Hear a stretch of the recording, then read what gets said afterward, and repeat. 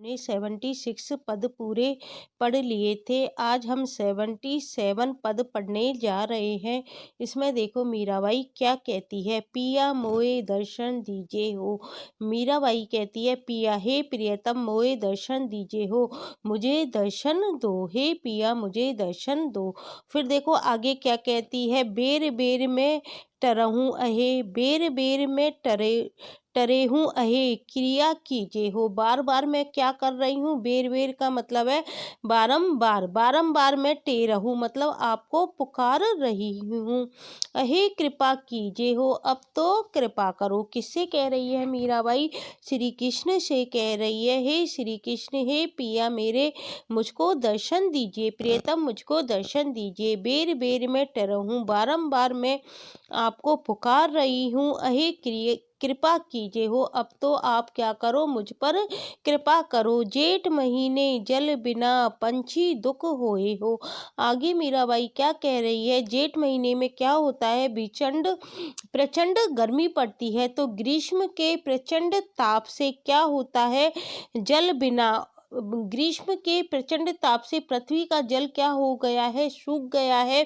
तो इस जल के बिना क्या हो रहा है, पंछी दुख होए हो, जिससे बेचारे पंछी क्या कर रहे हैं, त्राही त्राही कर रहे हैं। अर्थात ग्रीष्म के प्रचंड ताप से पृथ्वी का जल सूख गया है, जिससे बेचारे पक्षी क्या कर रहे हैं, त्राही त्राही कर रहे हैं, दुख पा रहे हैं। मोर आशा कुर लहे, घन चातक सोई हो। आषाढ़ है ये, मोर क्या कर रहा है, आषाढ़ मास में क्या होता है, घन घटा होती है। पहली घन घटा कब मानी गई है, आषाढ़ के महीने में। तो मोर आषाढ़ कुर लहे, आषाढ़ के महीने में प्रथम घन घटा को देखकर मोर क्या कर रहे हैं, उमंग से भरे बोल रहे हैं। घन चातक सोई हो, और जो मोर तो बोल रहे हैं, और स्वाति मेघ के लिए पपैया, घन चातक भी क्या करता है, स्वाति मेघ के लिए क्या करता है, पीयू पीयू की टल लगाता है। चातक कौन होता है, पपैया।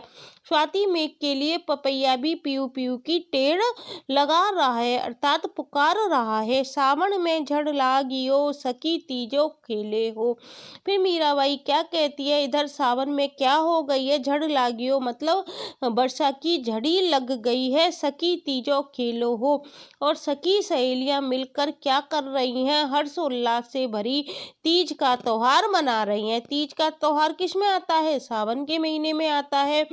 तो मीराबाई क्या कह रही है कि सखी सहेलियां मिलकर क्या कर रही हैं, हर्षोल्लास से भरी तीज का त्योहार मना रही हैं। और सावन में क्या हो गया है, वर्षा की झड़ी लग गई है। भादवे नदियां बहे, दूरी जिन मेले हो। और भाद्र पक्ष में क्या हो जाता है, सहेलियां तो तीज का त्योहार मना रही हैं, गीत गान कर रही हैं। सावन के बाद क्या आता है, भादो भी आ गया है। भादो जब आ गया है तो प्रचुर जल वृष्टि से क्या हो गया है, जल से पूर्ण नदियां क्या होने लग गई हैं, बहने लग गई हैं। भादवे नदियां बहें, जल से पूर्ण नदियां बहने लग गई हैं। हे प्रियतम, ऐसे समय में मुझे अपने से दूर ना रखो। दूरी जिन मेले हो, मुझसे दूरी मत रखो। जिन मेले हो, ऐसे समय में आप मुझसे दूरी मत रखो। अर्थात शीघ्र पाकर मुझे क्या दो, मिलन का सुख दो। सीप स्वाति ही झेलती, आसो जो सोई हो। फिर मीराबाई आगे क्या कह रही है, अर्थात शीघ्र आकर आप मुझे मिलन का सुख दो। आश्विन भी आ गया है। आश्विन में क्या होता है, शीप होता है, वो स्वाति बूंद की धारण करने हेतु क्या हो जाता है, उन्मिलित हो जाता है। आसोज सोई हो, आसोज का मतलब है आश्विन भी आ गया है। शीप स्वाति ही झेलती, आश्विन भी आ गया है। शीप स्वाति बूंद को धारण करने हेतु क्या हो गई है, उन्मिलित हो गई है। फिर आगे देखो मीराबाई क्या कहती है, देव काती में पूजे, मेरे तुम होई हो। और देव कब पूजे जाते हैं, आसोज में तो क्या होता है, सीप का बंद मुंह स्वाति मेघ से क्या है, बूंद धारण करने के लिए खुल जाता है, जो सीप में पड़ते ही क्या बन जाता है, फिर मोती बन जाता है। और कार्तिक मास में क्या होता है, सब लोग देव पूजा में निरत हो जाते हैं। देव काती में पूजे, काती मतलब कार्तिक महीने में देव पूजने के लिए सभी लोग क्या हो जाते हैं, विरत हो जाते हैं, अर्थात तैयार हो जाते हैं। मेरे तुम होए हो, लेकिन मेरे लिए तो तुम ही सब कुछ हो। मीराबाई क्या कहती है, मेरे देवता तो तुम ही हो, परंतु हे स्वाम मेरे देवता तो तुम ही हो। अब तुम्हें छोड़कर मैं अन्य किस देवता की आराधना करूं। भगसर ठंड बहुत ही पड़े, मोहे बेगी संभालो हो। फिर वो क्या कह रही है मीराबाई आगे कि मेरे तो तुम ही देवता हो, अतः तुम्हें छोड़कर मैं अन्य किस देवता की आराधना करूं। कार्तिक के बाद कौन सा महीना आता है, मार्गशीर्ष का महीना भी आ गया है, जिसमें क्या पड़ती है, अत्यंत शीत पड़ती है। भगसर ठंड बहुत ही पड़े, भगसर मतलब मार्गशीर्ष के महीने में क्या होती है, बहुत ज्यादा ठंड पड़ने लग गई है। मोही बेग संभाले हो, तुम आकर मुझे क्या कर लो, संभाल लो। हे प्रियतम मेरी आप क्या करो, तत्काल शुद्धि लो। फिर देखो ये 12 महीने का वर्णन कर रही है। फिर कौन सा महीना आता है, पोष। पोष मही पाला घड़ा, अभी तुम नहा लो हो। फिर वो क्या कहती है कि फिर इसके बाद कौन सा महीना आता है, हे प्रियतम इसके बाद फिर किसका महीना आ गया है, पोष का महीना आ गया है, और शीत का प्रकोप और भी प्रचंड हो गया है। कड़ाके की ठंड पड़ने लगी है। शीत आधिक्य से क्या होने लगा है, पानी भी जमने लगा है। पोष मही पाला गड़ा, पोष मही मतलब पोष के महीने में क्या होता है, पानी भी जमने लगा है, तो इसलिए कड़ाके की ठंड पड़ रही है।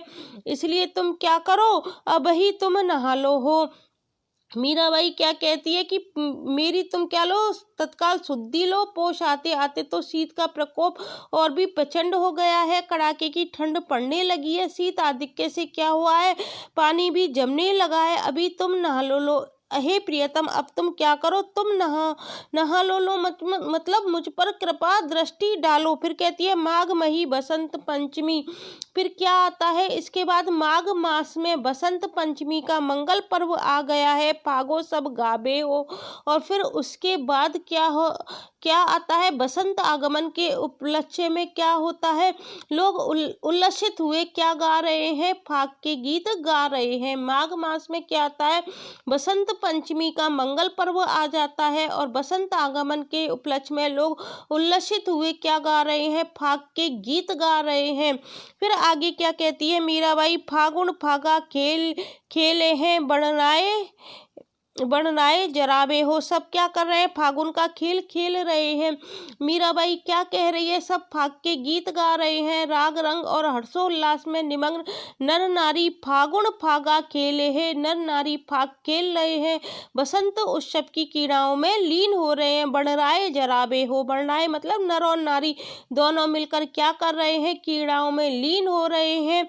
चैत चित्त में उपजी दर्शन तुम दीजे हो, नव पुष्प क्या हो रहे हैं, बसंत में पल्लवों से मंडित हो रहे हैं, और बंसरी क्या करती है, शोभा धारण कर ली है, अर्थात वृक्षावली क्या करती है, वृक्षावली क्या करती है, जो वृक्षावली होती है उसकी मोहक हरितिमा क्या करती है, बिरहणी के मन को क्या करती रहती है, बढ़ रहा है। जराबे हो, बिरहणी के मन को क्या करती रहती है, जलाती ही रहती है। बढ़ना है मतलब दोनों पति पत्नी जब कीड़ा कर रहे हैं, और जो खुश हैं वो तो बसंत आगमन में उल्लसित हो रहे हैं, फाग के गीत गा रहे हैं, नर नारी फाग मिल रहे हैं। लेकिन जो बिरहणी है वो क्या कर रही है, बिरहणी के मन को यह क्या कर रहा है, जला रहा है। अर्थात ये जो वृक्षावली की है मोहक हरितिमा है, ये बिरहणी के मन को जलाती है, उसकी विरह वेदना को और उद्दीप्त कर देती है। क्यों कर देती है, क्योंकि उसके प्रियतम की क्या नहीं है, घर पर नहीं है। फिर आगे क्या कहती है, चैत चित्त में उपजी दर्शन तुम दीजे हो।